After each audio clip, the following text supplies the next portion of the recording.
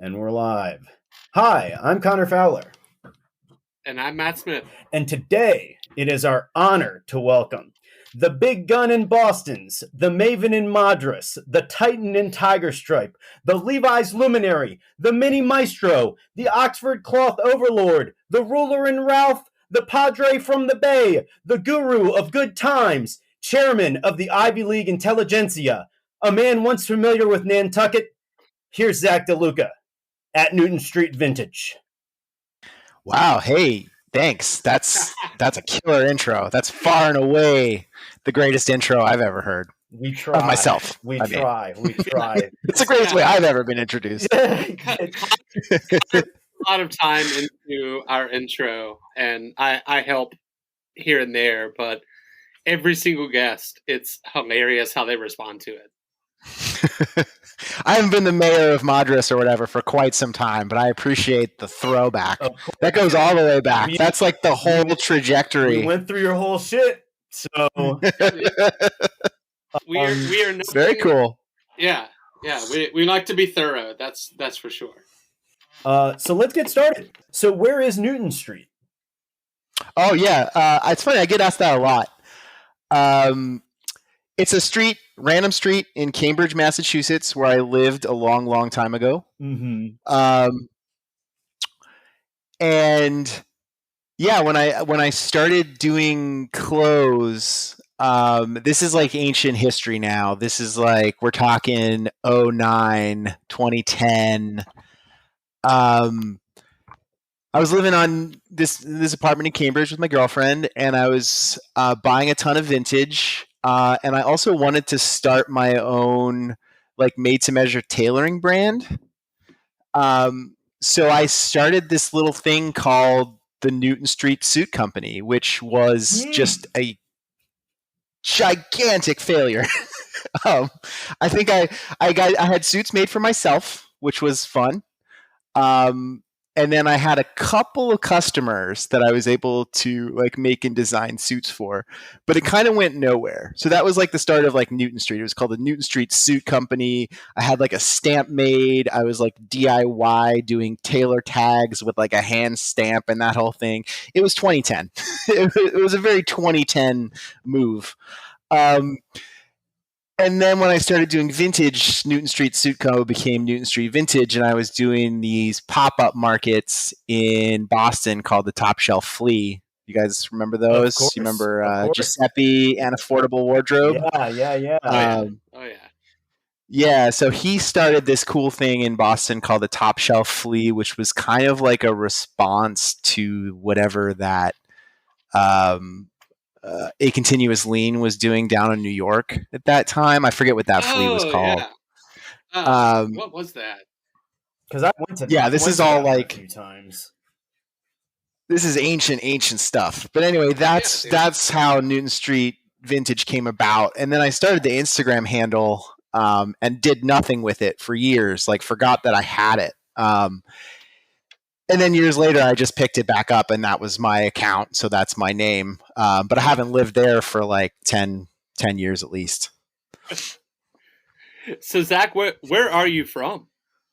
I'm from the Pittsburgh, Pennsylvania area. Yeah, I'm not a coaster in any sense, east or west. I'm a Rust Belt adjacent. Yeah. What, like, in terms of clothing, like, while you were growing up, like, what kind of stuff did you see in that part of Pennsylvania? So like I had no concept, like vintage clothing hadn't entered my consciousness yet. Preppy was a word that was used, but preppy in Western PA in the late 90s and early 2000s meant one thing, and that was Abercrombie and Fitch. Right. That's what preppy was. I went to a high school that was absolutely obsessed with Abercrombie and Fitch. You did not wear anything but Abercrombie and Fitch. And it's weird. Like I don't remember there being a lot of like subcultures in my high school. There weren't like punk kids and skater kids and indie kids and preppy kids. It was like there was Abercrombie and Fitch, and then there was a bunch of people that were just wearing clothing. Like it was Right. a weird world in 1998, 2022. Yeah. Before Well, I went to that's college. also, that's kind of the, I guess, beginning of the rise of like mass internet too. Mm-hmm. Yeah, So, totally. Like I grew up in a small town, had a very similar experience, although American Eagle was also factored in there because it was the closest store. Oh yeah. But, American Eagle was a thing, like, and that's what you got if you couldn't go to the Abercrombie and Fitch store. It was a little bit cheaper, and I remember like learning the differences between like that's sort of how I got into clothing. Actually, like observing clothing and picking out details was by basically like comparing Abercrombie and American Eagle. Oh, totally. I feel it. Yeah, it's funny to think about in hindsight because like that was more than 20 years ago, but at the same time, like if you had a couple of malls close to you, that's literally all that you could get. Mm-hmm. And so, or you could go like your J. Crew, but that was it's in its infancy, I guess, at the time. Yeah, that really came later. Mm-hmm. I mean, it existed, but it was like a catalog brand. It wasn't like as much of a mall thing until the sort of mid 2000s, I think. Right. Yeah. So, Zach, where are you living now? I live in the Bay Area of California, near San Francisco. Nice. And how long have you been out there? We moved out here in summer of 2020, so it's been a couple years now. Dope. I love it out here. Has it, do you think, changed the way that you dress? Oh, 100%. Well, so there are a few reasons that sort of changed the way that I dress. But being out here, I definitely invested in some flip-flops. Flip-flops suddenly became acceptable. Being into vintage, like I don't surf, but like there's certainly facets of like old school surf culture that have like bled into vintage culture that I think are cool and not particularly unique to me. Like that's just a vintage thing. And then climate wise, like work wise, everything sort of changed. So I work from home. So like everything that I wear is really stuff that I'm going to wear around the house. And then also like, it's just warmer. Like I don't need a ton of outerwear. I love Shetland sweaters, but I just can't wear them here because it never gets cold enough. Yeah. And I can't sit around the house in a Shetland sweater. I'll just sweat to death. So it sort of changed the choices that I make clothing wise, but also like the vibe of how I dress. I've gotten a little bit more work weary. Suddenly moved to the West Coast, and it suddenly felt okay to like invest in a legitimate cowboy hat, which is probably not something I would have done back in Boston or Cambridge. So getting a little Western with it. My wife, who actually knows how to ride a horse, thinks it's hilarious because if you were to see me on the horse, I would be the least cowboy thing you've ever seen in your life. But yeah, and basically I put on my Western shit and I drive around in a white VW Jetta with a baby on board sticker on it. Fuck yeah, dude. Beautiful. So let's talk a little bit about Ivy style. So we know you went to Boston University. Did being in Boston influence your Ivy interests? And what drew you to Ivy style in the first place? Yeah. So being in Boston eventually sort of led me to Ivy, but not at first. When I was in college, I got into vintage, but it was like, this would have been like 2002 to 2006. So this was like the peak of the garage rock revolution. Mm-hmm. And I had when I was in high school, so this is probably a backtrack. I got into vintage in high school without really fully understanding what I was into, but I was really into like 70s music. And the other big thing that I think has influenced why I'm into clothing in general, regardless of the genre of clothing, is that from about second grade up until high school, I was homeschooled.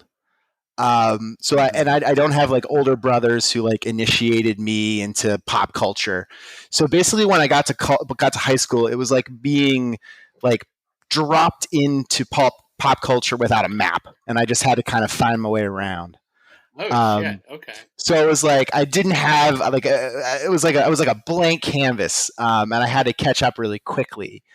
And for whatever reasons, like I tended to gravitate toward older stuff. Like I wasn't necessarily into what was popular, even though I may have dressed like it at the time. Like my taste in music was just sort of like it just sort of was gravitated toward the past.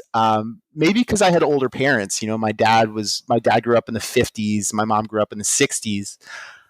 So for a kid my age, my parents were a little bit older, and they had sort of introduced me to the music of their times. So like I remember getting really into music from the 70s, and I was really into Springsteen in particular. Like he was my first like pop culture reference, pop culture icon. And like if you remember like early Springsteen, he didn't look like he did in the 80s, right? He was this skinny dude with a beard and a big floppy hat, and he wore like bootcut jeans and Chuck Taylors. And so I started getting like, for whatever reason, I started gravitating toward like that kind of a look. And I was a little bit like out of place in high school. I didn't have a lot of friends. I was kind of a misfit. I felt really different because I hadn't gone to school up until that point. So like instead of like, and I tried to fit in for a while, right? I tried to like wear lots of Abercrombie and shit. And then I decided to sort of go the other way, like later in high school. And I started dressing a little bit more like Bruce, essentially. So I used to do funny shit, right? Like I sort of, you learn that like his jeans just look different. I didn't really know why, but I realized that they were like slightly flared at the bottom. So I used to like, honestly, swear to God, I used to wear like my sister's flared American Eagle jeans because that was the only way you could get like flared pants back in the day. Fuck yeah, dude. The girl jeans. The girl jeans was an institution. This was before like bootcut jeans became a big thing for dudes. So like I wouldn't do it every day, but like, you know, I would like wear them. Yeah, I mean, honestly, like in the early 2000s, and they weren't like studded Britney Spears jeans or anything like that. They were just like a little bit lower rise, a little bit flared leg, like, you know, hey. It's like a 517, basically. Yeah. Pants are unisex. We know this now. So anyway, when I got to college, which was kind of like the question, right? Like, did being in Boston, I discovered a vintage store, and this guy owned this awesome vintage store, and it was just full of like 60s and 70s stuff. Not like super rare stuff, but he had all the jeans that I wanted. He had orange tab, 517 Levi's. He had the white tab, flared cords.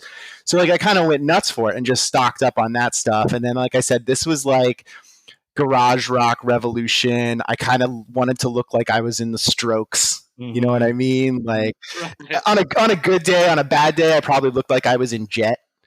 That's a deep reference.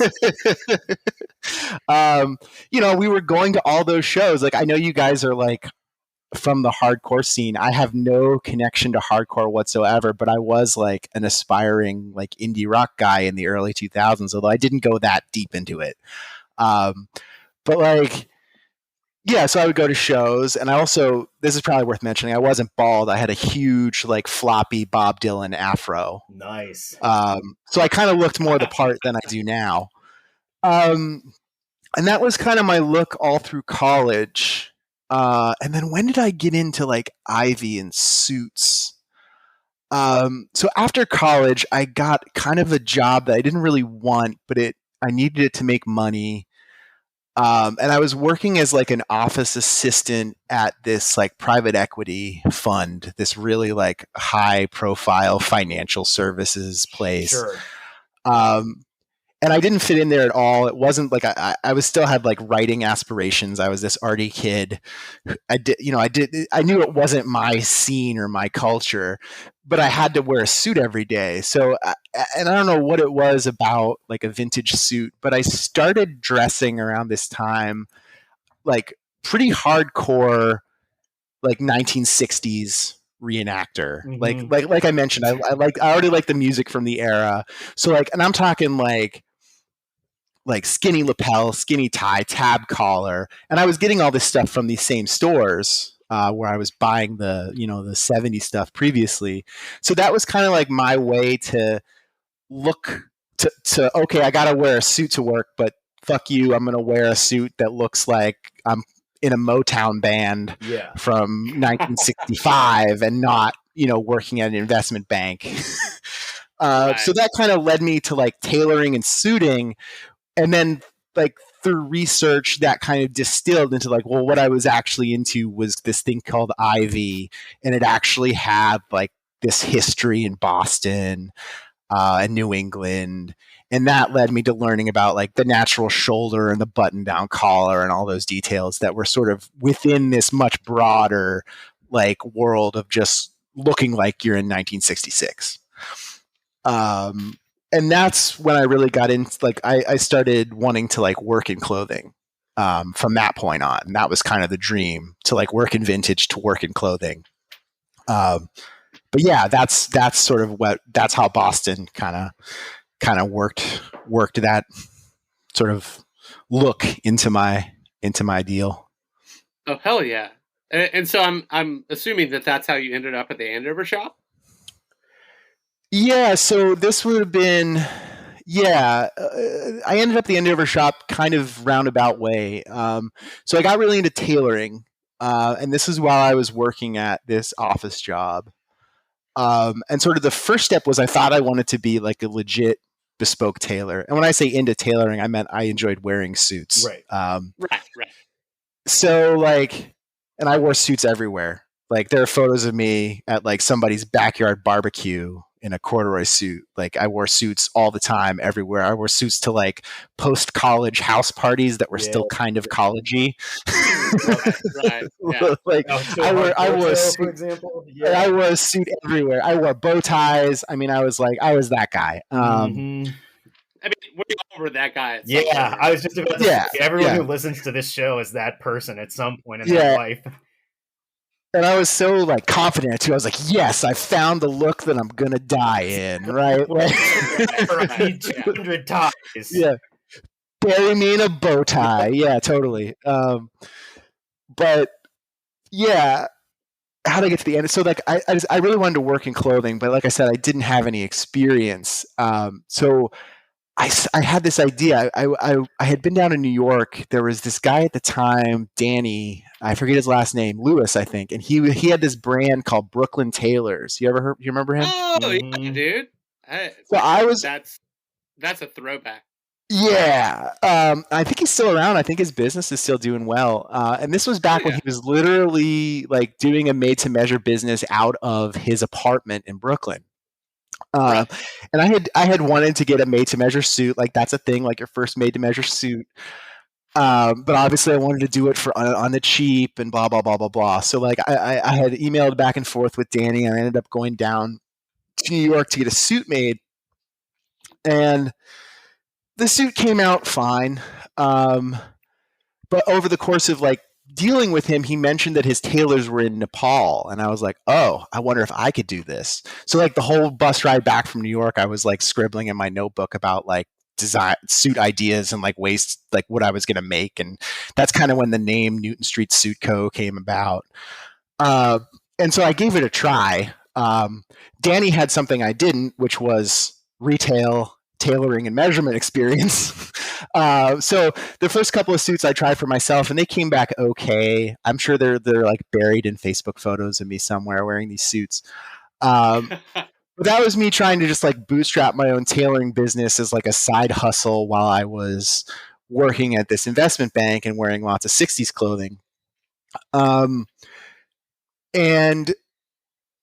the other thing that helped me get, my start is kind of a weird term because it's not at all what I do for a living now. But like I managed to talk my way into this other guy in Boston who had like a legit made to measure business selling like Martin Greedfield made suits.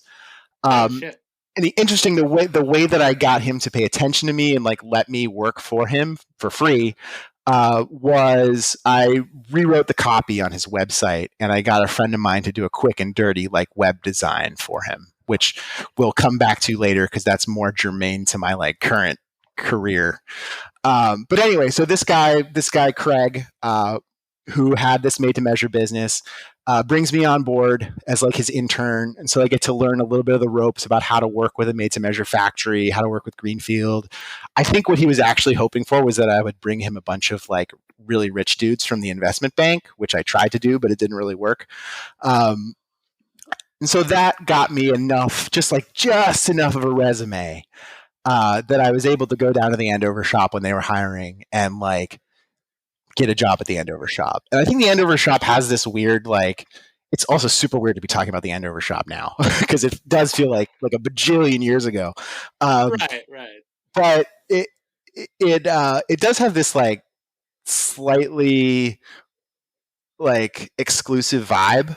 But it was not difficult to get a job at the Andover shop. I just put on my best suit, had a quick interview, and then started the next day.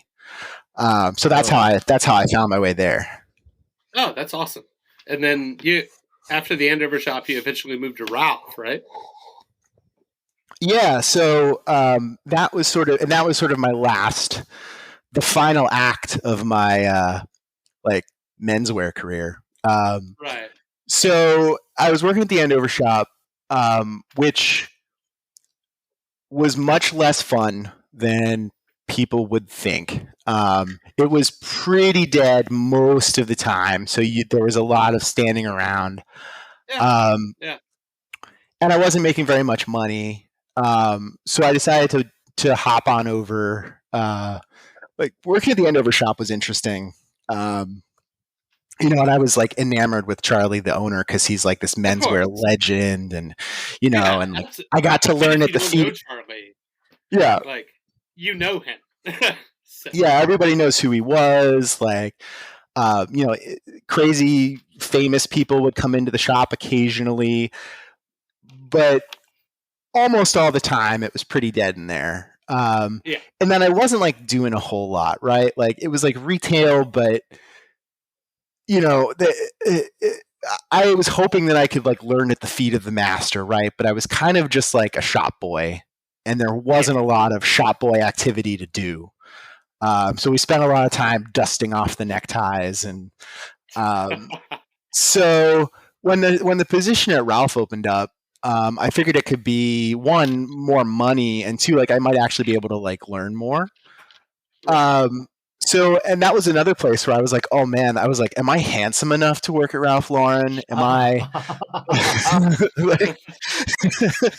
and like, are the people there going to be really snooty and like luxury minded and off-putting?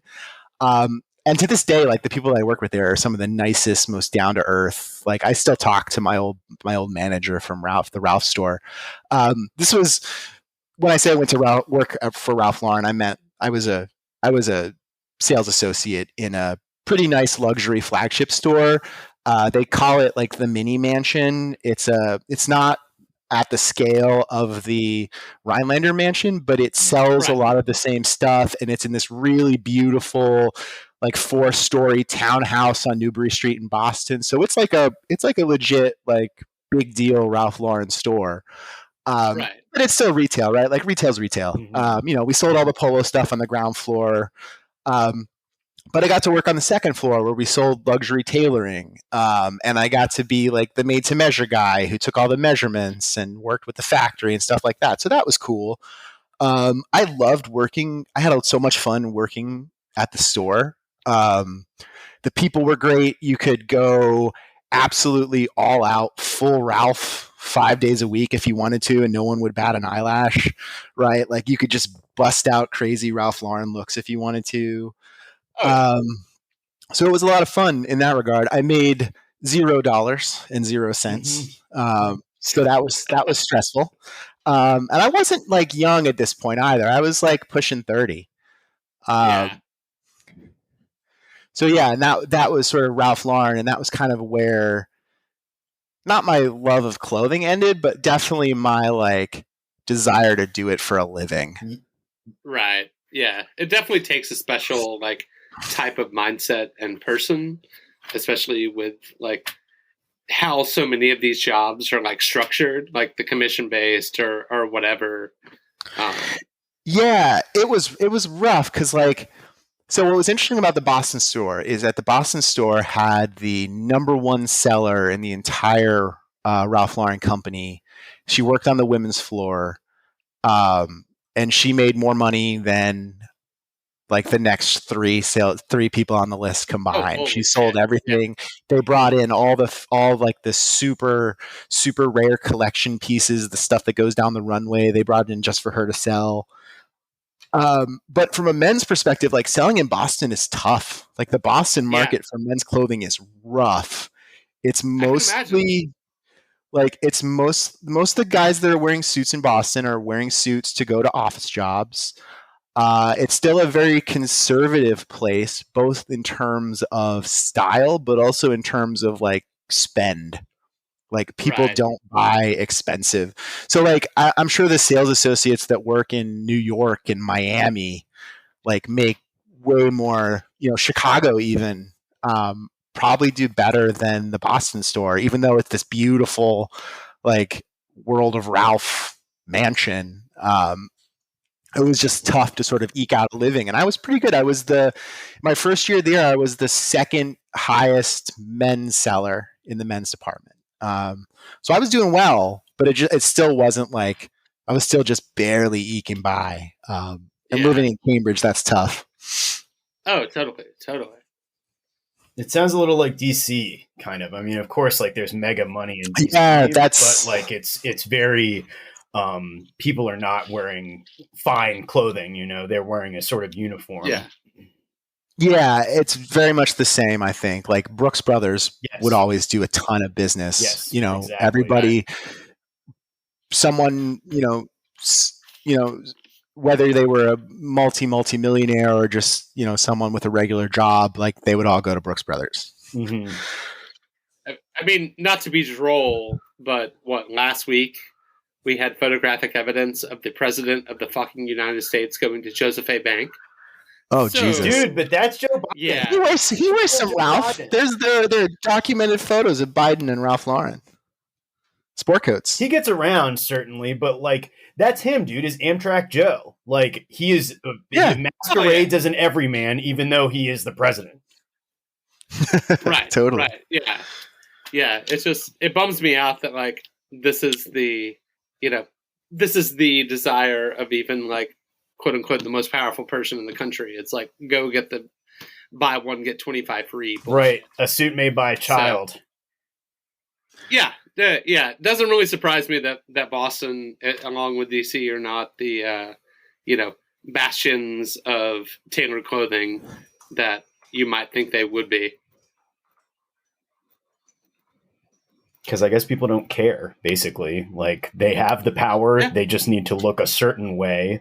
And that way is not necessarily like elegant, but like domineering, I guess. Right. Yeah, it's like what I learned actually from selling men's clothing for a few years is that most men are really just like what they want is acceptability. Hell yeah. Right? Like they want to fit in, and if you can do that and have like maybe a subtle nod to like power, that's like the key, right? Like it was interesting to go back to when I talked about when I was working at the investment bank, like I gradually learned all these like subtle cues, right? Like dudes would wear like Joseph A. Bank suits, but they would wear them with Gucci bit loafers, right? Or one thing was like cufflinks. If you were a junior or like an associate banker, you weren't supposed to wear cufflinks. Only the senior guys would wear cufflinks, right? Or they'd wear like a regular old non-iron Brooks Brothers shirt, but they'd wear it with like an Hermes tie, right? Like those were sort of the moves in that world. There were very few dudes. There was one guy who wore a lot of like Isaiah, but there were very few dudes who like power dressed or luxury dressed, even though they were well within the means to do so. Well, it's sort of frowned upon, like at least in my experience working in DC, like it's really frowned upon. And it's like, I would go as far as to say, like, slandered as being like homosexual. If you dress nicely, then like you're just kind of a weak person. You know what I mean? You need to be wearing the same suit every day, same tie, no variation, and that is your strength, is your uniformity. Class uniformity, basically. Yeah, there's definitely an element of that, I think. Yeah, totally. And then there was me, and I remember the other thing that was really funny. This is just kind of a random story, but talking about like power dressing versus dressing for yourself versus like trying to stand out versus fit in. I went to grad school in like 2009, 2010, and I was super into suits while I was there, and I had this part-time job at a law firm, and it was great. I did the same shit that I did at the investment firm, but I did it only like 20 hours a week after classes. It was a graduate degree, so it wasn't like I had a full day of classes every day. And I would wear the one suit that I wore, I swear to God, was like a one-button Shantung silk, like emerald green suit from the 50s with like super pegged pants, and I wore it with like pointy black shoes and a super skinny black knit tie and a tab collar, and I looked like I was about to play in like Sam Cooke's band. Yeah, dude. And I would go to this like super conservative law firm in the UK, in Scotland, to work every day, and it was really funny because like I also didn't have like the clothing language at that time to really know that what I was doing was totally outside the bounds of like how you're supposed to look in that environment, even though it was. I just thought I was wearing a suit. Everyone here is wearing a suit. I'm wearing a suit. That suit's blue. My suit's green. Like it wasn't like a fully intentional like move to try and appear different. It was just like me being into that shit and thinking like, well, I gotta wear a suit. Guess I'll wear my emerald green silk shantung. Like I must have looked pretty wild to some people. I used to wear Madras. We lost him. Are you being Scotland? They didn't have a ton of context for what Madras was, so they were like, "Oh, you're wearing tartan." I'm like, no, this is Madras, man. Yes, exactly. Well, so I wanted to ask you, because I did this a little bit later than you. I'm 32, so I kind of came up wearing suits. I was working for a congressman. I wanted to wear a suit. I bought it at Marshall's. I didn't know what the fuck I was doing. But later, I was really peacocking and wearing like wild shit. And like, it just didn't work out for me. You know what I mean? I don't know. How did people perceive you? I don't know because they didn't tell me. I imagine they perceived me as a little bit strange. But it was also like in the position that I was in these places, like I was kind of not an outsider, but I was sort of I was the help essentially. Like I was the guy who brought you your mail. So it's not like I was going to client meetings in sure. You weren't in the like room. emerald green suit. Like I wasn't really a person of consequence, and like I gradually sort of let that sort of allow myself to wear what I wanted. But I'm sure some folks in that environment might have looked at me sideways. Surely, yeah. I didn't really care about it. Well, the green suit is, but the green suit is verboten. That's like a big no. And then obviously, like when I was working in clothing, it was totally the opposite direction. Where it was like I felt like I needed to look really, really good in order to be able to sell this stuff. And being at Ralph, like, I tied a pink sweater around my neck.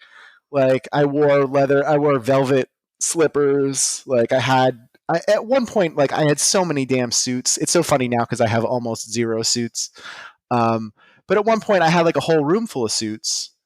And that was like my closet was like a spare bedroom, and 3 of the 4 walls were lined with racks that were just covered in suits, and they were all secondhand suits. Mm-hmm. But you know what I mean? Like I would totally just go all out patterns and colors and the full Ralph Lauren look.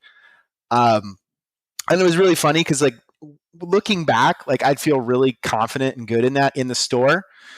But once you left the store, once you got on the T, once you were walking down the sidewalk, it was a little bit of a different feeling, and you were like, "Oh man, like I I used to walk down the street in like a Panama hat and a white linen suit, like just like crazy shit, right? Like, and that was like, I wanted to be in menswear, so that was like my world, right? Like, I felt like I needed to sort of look better and different. And I've kind of like dialed that back so much that part of what I love about like true vintage, to use the term that people are using nowadays, or like canonical vintage, which is kind of what I call it, is that like that's actually a great term. Dude, I've never heard that before. That's fucking money. So like canonical vintage is just whatever's in those like Japanese books, right? Like lightning and like that's the canon. It's literally the body of written material that's defining what this stuff is. But what I like about it, and I'm not like a stickler for only that stuff, but you can pick a look out of those elements and kind of be a little bit the same as someone who's wearing just normal clothes, right? Like you can wear, and this is kind of like, I know this wasn't a question, but like I feel like my personal like approach to things is a little bit, on one hand, I'm kind of a collector, and then on the other hand, I'm more into wearing the stuff than just like having it or having every example of a thing. But like, take a simple look, like take a classic like vintage look, right? White t-shirt, fatigue pants, denim jacket, right? There's a way to do that look for like $100 at J. Crew. There's a way to do that look in vintage for pretty cheap, right? You get like a decent white t-shirt, a pair of 50s or 60s khakis, and like a Lee 101 or a regular old Type 3, and you can do that look for pretty cheap, within vintage. Or you can go totally crazy and wear like a pair of 1941 khakis and a Type 1 jacket and some crazy white t-shirt. And it's really all the same look. It's just different details, and you can like get into that, but still be just a dude wearing a t-shirt and a denim jacket, and not have it be this like look, this total look that's like screaming for attention. And I think that's kind of a bigger change. Which is not to say that I don't still enjoy wearing tailoring. I still like to occasionally, but it just like the canonical vintage stuff for me is just like, it satisfies those two things, right? And I think the other thing that's really interesting, like shift, like career-wise, attitude-wise, life-wise, is like I found myself in like a job in an environment where like I didn't feel as much of an outsider, and I kind of wanted to like fit in with the world a little bit more. And that's how like, and then that weirdly like brought me back to the stuff that I had originally liked with vintage in the first place, the rock and roll stuff, the 70s stuff, gradually like the military stuff. I started wearing bootcut jeans again for the first time in legitimately 20 years. Like, you know what I mean? I look at old photos of myself now from like 2002, and I'm like, oh, I kind of look cool back then, actually. I had like pink tinted and a Western shirt and like Levi's 517s and cowboy boots. And that was like my look way back when. And now I'm like, suddenly I can wear that stuff again. I think it's kind of nice. It's cyclical. Oh, totally. It's really cyclical. Yeah. We got to go into the archives and get some of the pictures, though. We got to see some of these outfits, if you would. Yes, please. I'll see if I can dig them up. Yeah, I'm sure there are a few of them on Facebook. Definitely on my old Tumblr. Mm-hmm. I used to do fit pics on my old Tumblr. That's a great place. Like I love, because the other thing that's really funny is like the people that I work with and are friends with now like have no context for like that prior self when I used to wear like white bucks and bow ties every now and then. So like if I want to blow someone's mind, I'll just like send them a photo of myself from 2012 in like a polo coat and a bow tie and white bucks and a tweed suit, right? Like, yeah, I'm almost positive that there was a picture of you in my Tumblr archive that I reblogged at some point. Oh, sure. I love Tumblr. I was never like very successful on it. I don't think I ever had very many followers. But I love those. Yeah, it was a fun thing. And like, I don't know, as far as social media goes now, like I yearn for that type of thing again. Oh, hell yeah. It's just like, a bunch of people like, reblogging dumb shit and cool people that they think look rad. Yeah, like, I do okay. miss Tumblr. It was so easy and like carefree. It was. And there's dude. this was like pre-influencer, Mhm. although like the sort of the mainstream hashtag menswear guys had sort of been around at that point. Right. Yeah. Yeah, that was a very specific and particular time for fashion, I think. Yeah. I remember everything was tailored. Everything was like tailored, everything all the time. It's funny because like I was wearing, a tie and a jacket most days, but then I go back and I'll look at like shit that I archived and reblogged, and it's like, oh, it's the same stuff that I'm into now. Like I just wasn't dressing that way at that point. Yeah. It's interesting. Like I feel the same way when I look at some of that stuff, and I had started to get into like some of the quote unquote canonical vintage tumblers at the time too, and how that stuff sort of bleeds together. Yeah. So going from Ralph and the Andover shop to becoming an international ad man, like how did this happen? What drew you into the advertising world? Yeah, it was kind of an organic thing. And it happened really gradually. It's almost like this could almost be like a whole other podcast, like the midlife career jujitsu podcast, the job switch. Yeah. So let me think. So like, I'd always been into writing in general. I went to school for English. I got a master's in English. When I was younger, I did a lot of creative writing, that kind of stuff. I went to like writers camps when I was a teenager, where you would just like go to a college campus and like be a writer, and then have like a reading at the end of the camp in a local coffee shop and feel really arty. And I loved all that shit. And I still do like writing and books and stuff. So that was sort of always in the background. I feel like when you have those inclinations as a kid, at least my parents were like, oh, you should be a writer for a living. But that wasn't like, you should write copy for ads. They were like, my mom thought I should be a food critic or a screenwriter or a journalist. You should write the next Star Wars trilogy. Like, sure, I'll just hop right out and do that. Yeah. Call George. Yeah. Let me just get right on that. That's why you moved. So that was kind of always in the. No, the California move was kind of unrelated. Yeah, I'm joking. I meant to write the Star Wars. Oh yeah. To start my film career. Yeah. To find George. Now I'm closer to Hollywood, Mom. It's gonna happen. It's finally gonna happen for me. Yeah. So one thing that happened when I was at Ralph was like I wasn't making enough money in retail, and I loved the company, so I wanted to figure out if there were other things I could do in the company. And one thing they had us do, I don't know if you did this in your menswear work, Matt, but they had this thing called the Book of Business, which is basically like a literal 3-ring binder of everyone you ever sold to and what they bought. And they would have us like for a few hours a week, or like there was a certain quota we had to hit, where you would have to like go into the office because there was only one computer, right? Or you could do it from your phone too if you wanted to.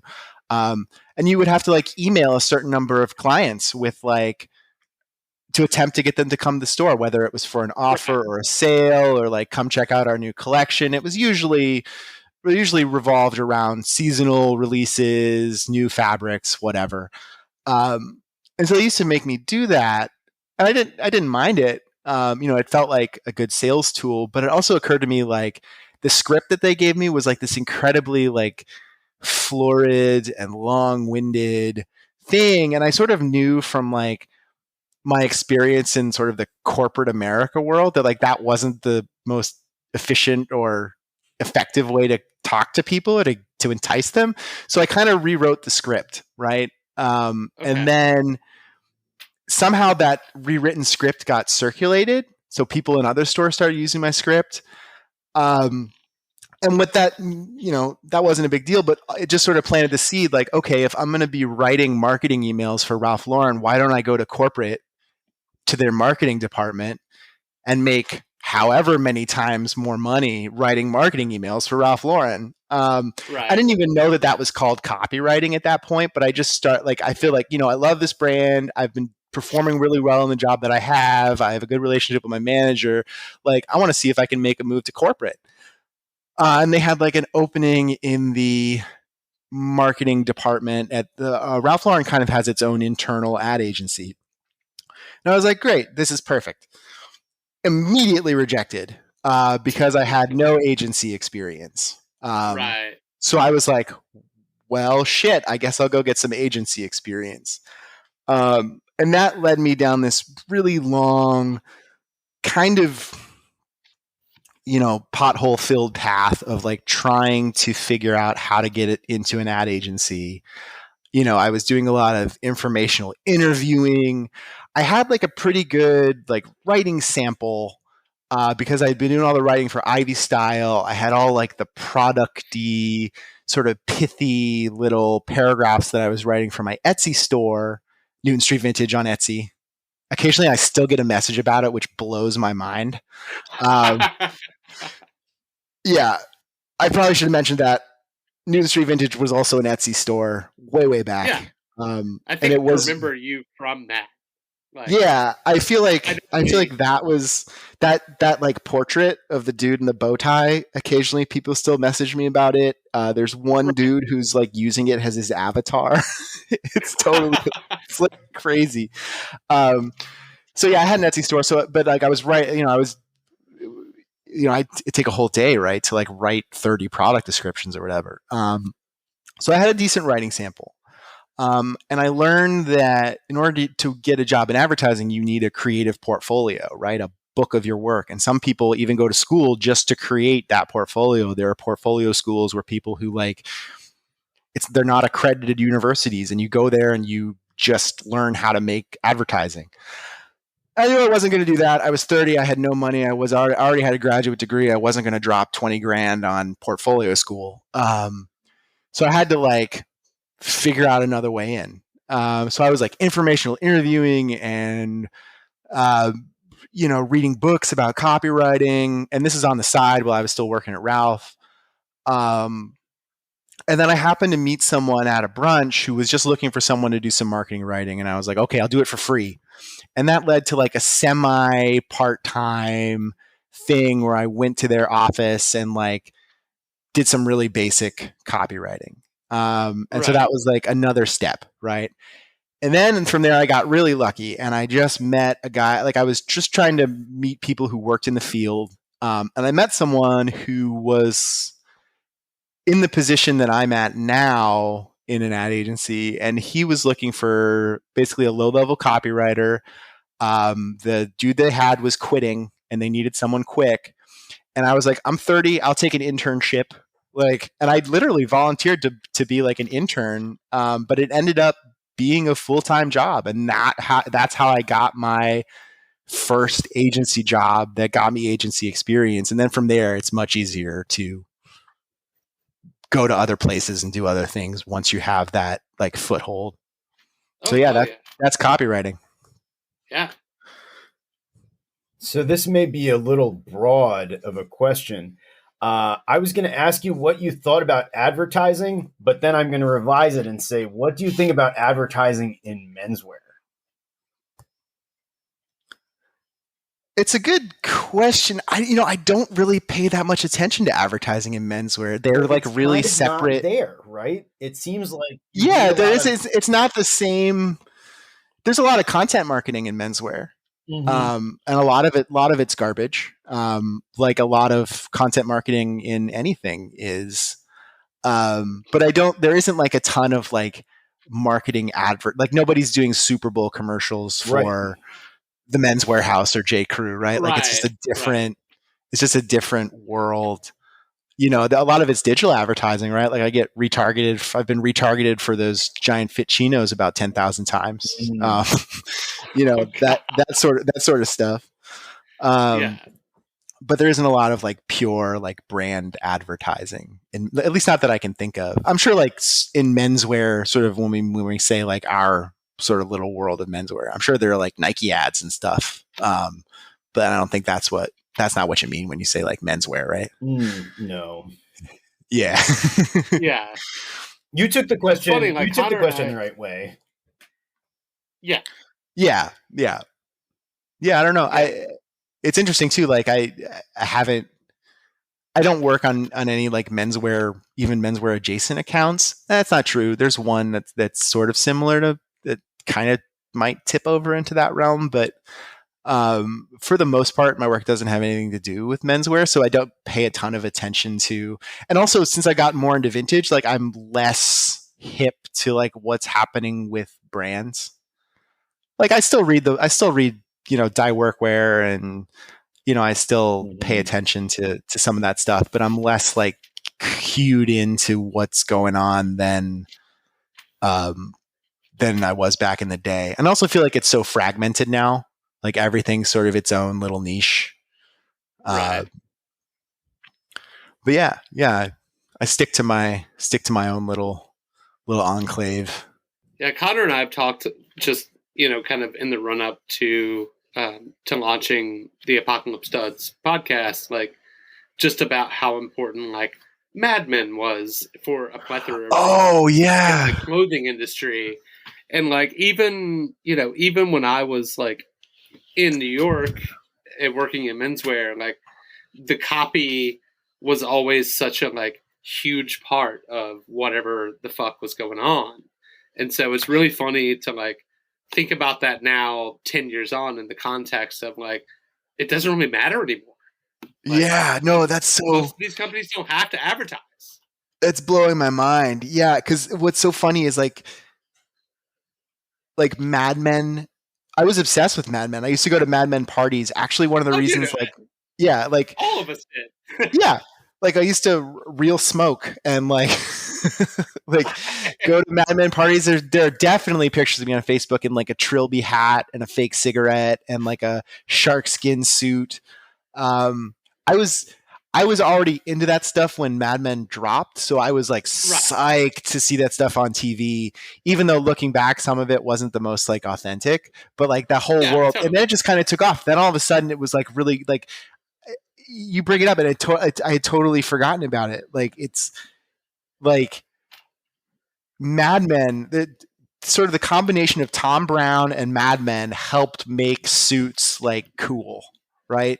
Every dude, even if you weren't into like specific 60s suits, like you wanted a fucking tie bar because of Mad Men. You wanted like a pocket square folded into a white sliver because of Mad Men, right? Like that whole thing, which I had totally forgotten about. The other thing that's really interesting, like my interest, like loving Mad Men or being super into Mad Men, like so predated me trying to get into advertising that I totally... They don't even connect in my mind. Like, that's... But you almost, like I feel like you almost can't parse the two because, like, for the blogosphere generation of, like, menswear people or clothing people or whatever, like, Mad Men was such a mainstay. Yeah. And maybe the first, like, it's obviously it's a fictional show, but, like, it kind of... for a generation of people, probably opened their eyes to what copywriting and advertising actually is, kind of. Yeah, so, I buy that. Yeah, totally. How many of those people were like, oh, fuck, I can do this because I watched Don Draper do it. Right, yeah. Like, it's really funny to me that like, you're kind of straddling that line between the two things, but they don't really connect for you. Yeah, it's just the different phases in my life, I guess, even though like they're not separated by that many years, like it just wasn't like I was watching Mad Men for the clothes. Like, yes, they were in advertising. That was just the world that was what they worked in, but it wasn't like, hey, how do I get in that? How do I get that job? It was like, hey, how do I get that lapel? And the job subconsciously worked its way in there, Right. Well, it's still funny. Like I tell people, I'm a copywriter. Like technically, I'm an associate creative director. ACD. Creative director is kind of those weird titles. Don Draper was a creative director. Like when people ask what I do, I tell them I'm a copywriter, and sometimes they know what that is, and other times they go, "Oh, so you like copyright infringement things?" And I'm like, "No, different copyright." So like the shorthand is like, to this day, like if somebody doesn't quite understand or isn't familiar with like advertising as a job, I'll be like, "Do you ever watch Mad Men?" I do what Don Draper did, except usually I'll tell them that I do what Peggy did, because that's actually probably closer to the truth. Peggy's the true genius of the show. Peggy, yeah, right. Like people are like, oh, and then the other thing is like, if people compare me to Don Draper, I'll say that I'm Peggy. Right. Yeah.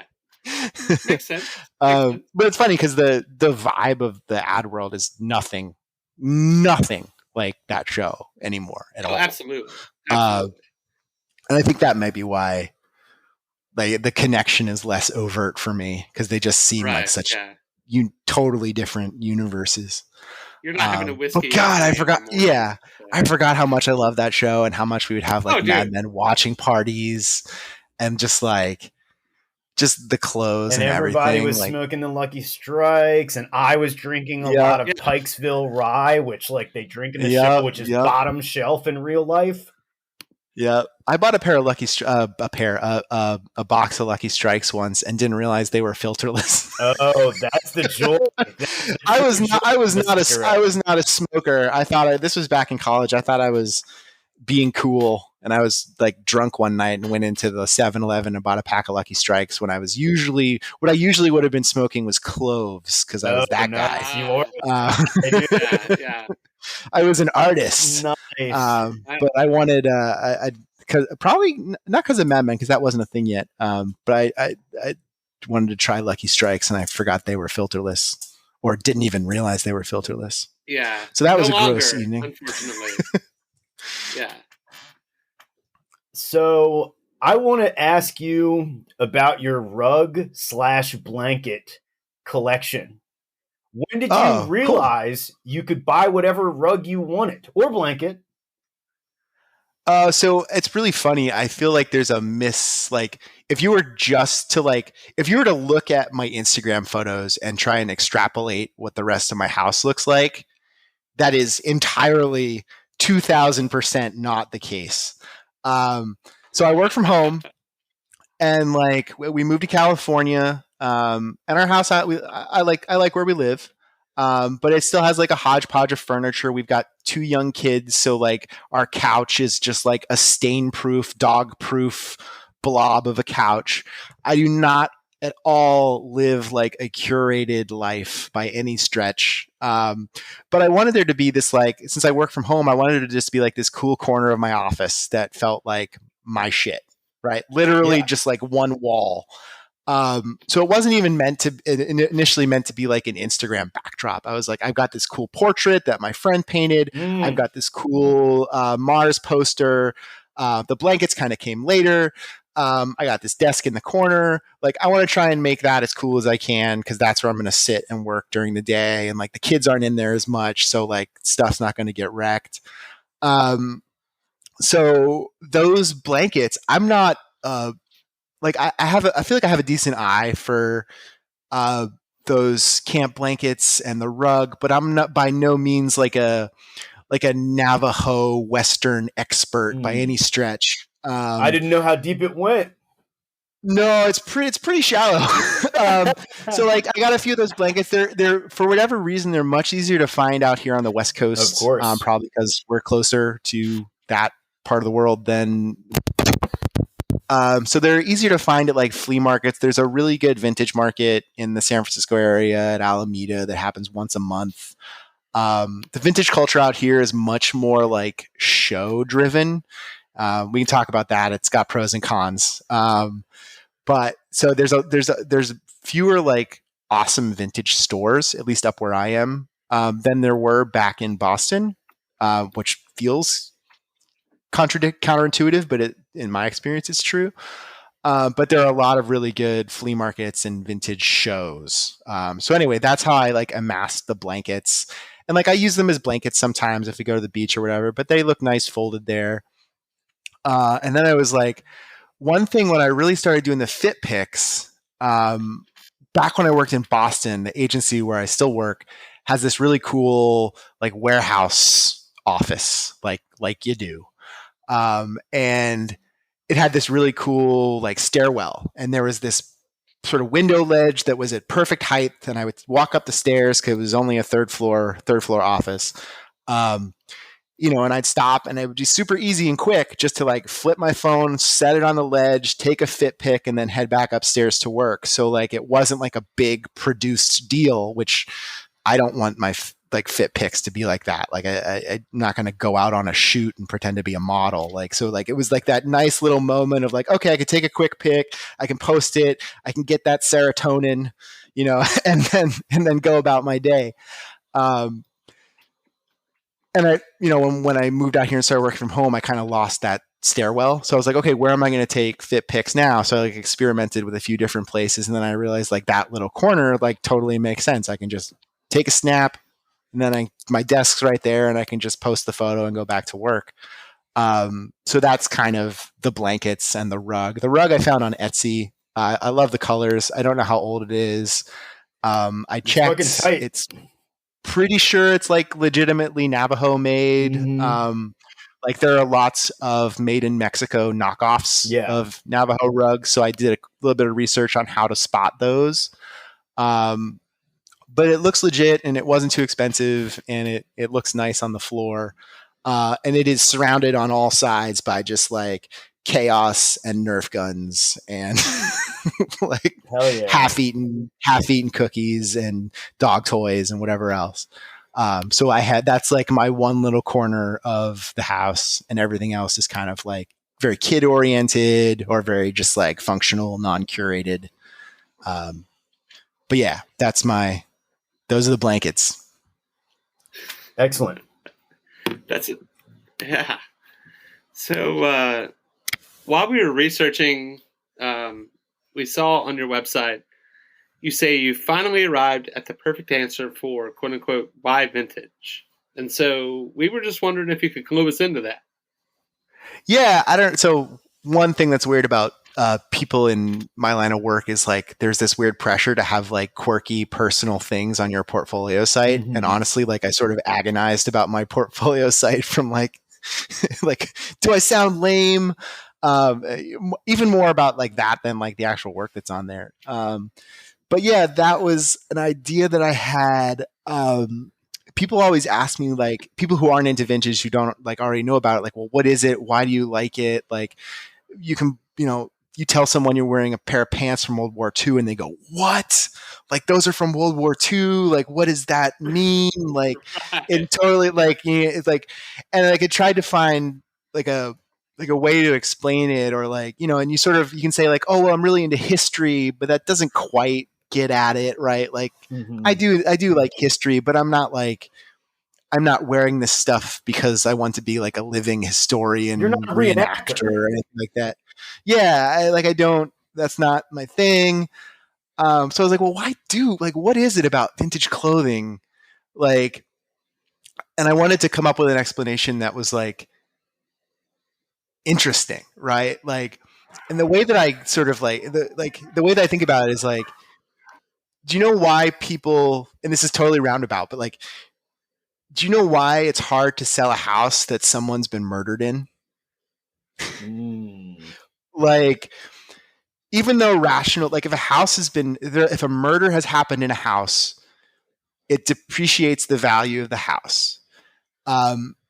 And the reason isn't anything rational, right? Like it doesn't like the mathematical likelihood of a murder happening there again doesn't go up. Like even if there are no visible signs, it still affects that house. There's something that's like retained in a non-rational, almost spiritual way in a house.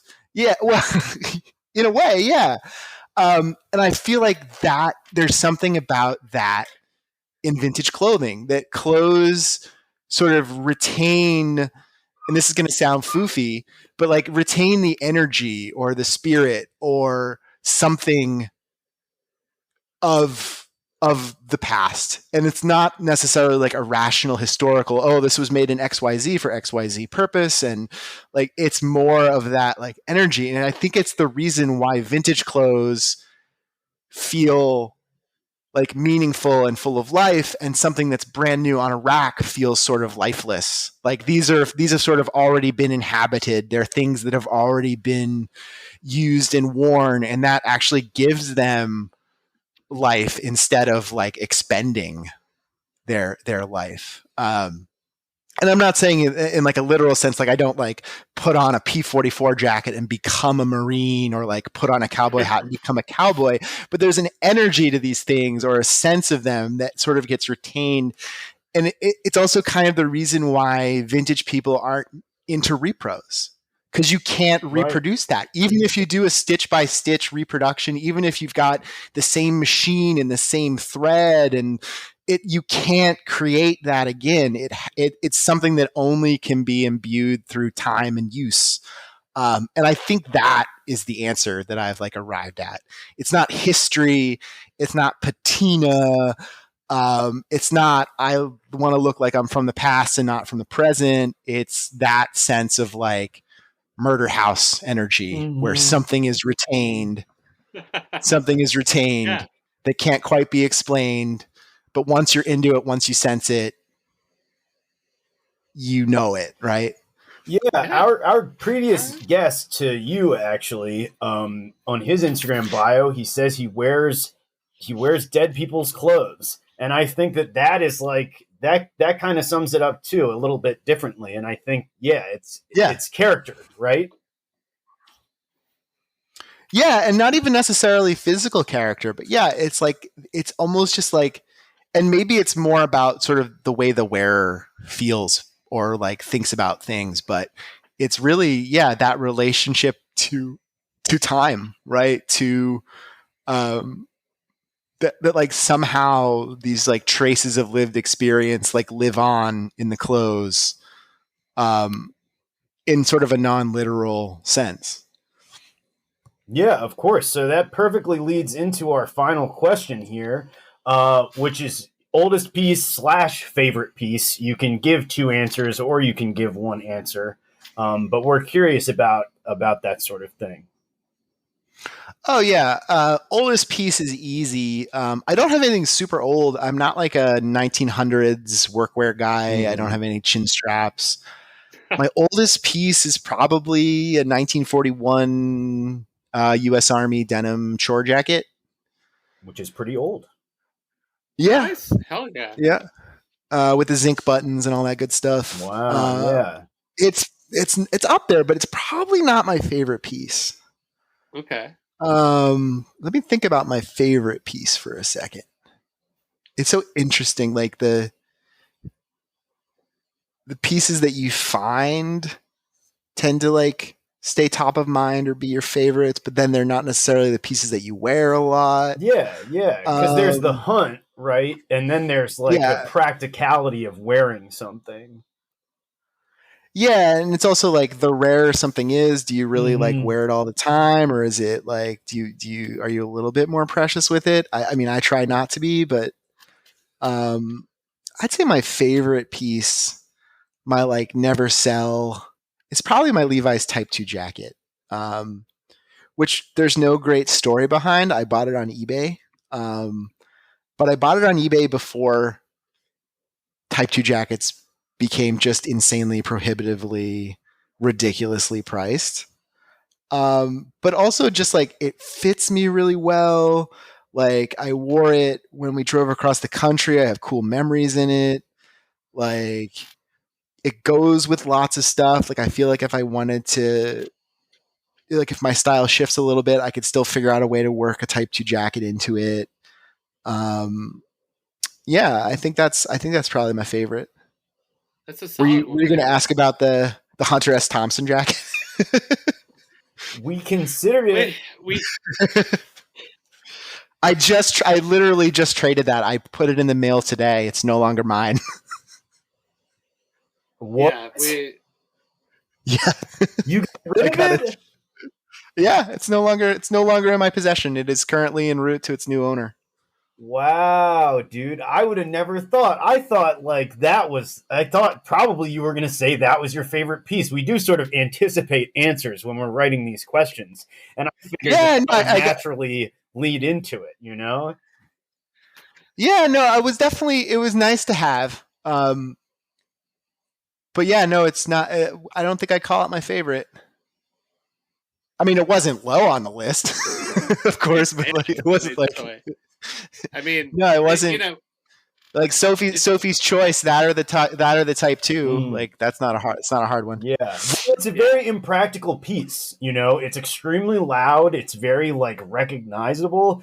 So I feel like it would be a challenge to wear that like on a regular basis without looking clownish, unless you were Hunter S. Thompson. Yeah, it was less like I had some weird experiences wearing that jacket, online and in person. And it was less about the clownishness for me because like coming from like the IV patch this, patch that world, like that coat feels very, and I think that was kind of like the original intent of that jacket was to be sort of a go to hell adjacent kind of thing. And it sort of got co-opted by counterculture and Hunter S. Thompson. Yeah. I'm not a huge Hunter S. Thompson fan. I don't have anything against Hunter S. Thompson. I'm just not like a member of the Hunter S. Thompson fan club. Like it's just not my thing. But like I like the coat, you know, and it's so warm out here. Like when the hell am I going to wear a patchwork corduroy coat to work from home, like to walk the dog? Climate impractical. Like, right. Yeah. And the loudness was a factor too. Like you can only wear it with so many other patterns. But yeah, that wasn't on that wouldn't be my favorite. That wouldn't make the favorite item list, especially now that it's no longer mine. Zach, I do have one follow up to this Hunter S. Thompson coat discussion. If feel free to say no to this. But if you want to divulge, what was the most absurd monetary offer you got for that thing? Oh, there wasn't a lot. Okay. No, it wasn't absurd. I got a lot of attention in a weird way having that, and it felt like there was like weird hype around it. Right. I would love that fucking thing, and I feel like I am insane enough to wear it. Yeah, so was I, but like, you know, and it's, I mean, it's loud, but they're all like pretty basic colors. Tan, red. Yeah. I mean, true. I got a lot of comments about it. I got a lot of like inquiries, but I never got like crazy cash offers. Honestly, if I had, I probably might have sold it. Like I'm in my late 30s. I have 2 kids. Like I know where my priorities are. But you know, I didn't get any like crazy. So I ended up trading it to a friend for some good stuff. Right. So, but yeah, I wasn't like. Outside of monetary offers, what's the most ridiculous thing you got offered for it? I had a guy who was like, when I tried to scare him away with a large number and it didn't work, and the conversation continued. Which made me nervous because I was like, "Oh man, how far can I take this?" And we were talking like $4,000. Oh wow! Yeah, and like I don't know exactly what it's worth. I know what I paid for it, like, and it's fine. But yeah, that wasn't the kind of like attention that I got. It was more generic, like for sale, bro, for sale, bro, for sale, bro, for sale, bro. Sounds like a 3D emblem t-shirt. Yeah. And then like a lot of weird like Hunter S. Like somebody messaged me and told me that owning the coat doesn't make me Hunter S. Thompson, which felt weird. Felt like that wasn't something that I was implying. But thanks for letting me know.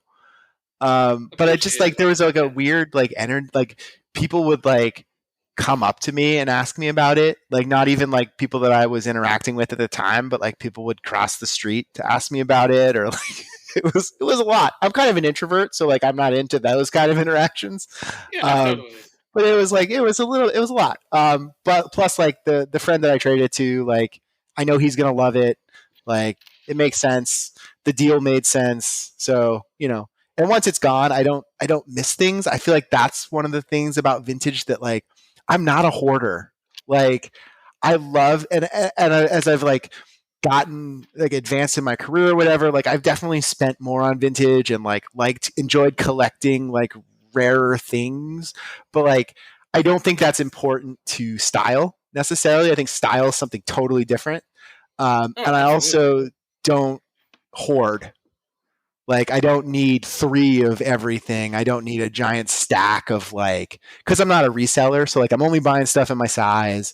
Like, so I don't need to hoard stuff. Like, right. So it makes it fun to like sell stuff because now I have like the funds and like the anticipation of like what I'm going to get next. So it's a little bit of a revolving door, but it's like, to me, that's more fun than just like what the vintage game sometimes feels like, which is just like who's got the biggest stack. Yep. Well, Zach, this has been a really fun conversation, and I'm stoked that we had the chance to talk to you, and thank you for coming on. Yeah, this was so great. It's I follow you both, and great to put names and voices to faces. Absolutely. Yeah, this was a lot of fun. This was like this was like the best lunch break I've had in a long time. Oh, dude, you are too fucking kind. That is too nice. Yeah. Thank you so much. Well, before we go, Zach, do you want to plug anything for yourself? I mean, my Instagram at Newton Street Vintage. But that's it. I'm not dropping an album or anything. I don't have an artisanal denim collection coming out or anything like that. So okay, yeah. Follow Zach for the clothes and stick around for the memes. Yeah, if you want to see me take a picture in the exact same 2-foot square of my house every single day for the next, follow me at Newton Street Vintage. Awesome. All right. Well, cool. Thanks everyone for listening. I'm Matt Smith. And I'm Connor Fowler. And we are at Apocalypse Studs on Instagram, at apocalypsestuds@gmail.com if you have questions, comments, concerns, whatever the fuck. And thanks to y'all for following along. Zach, thank you again for being here. Thanks for having me. All right.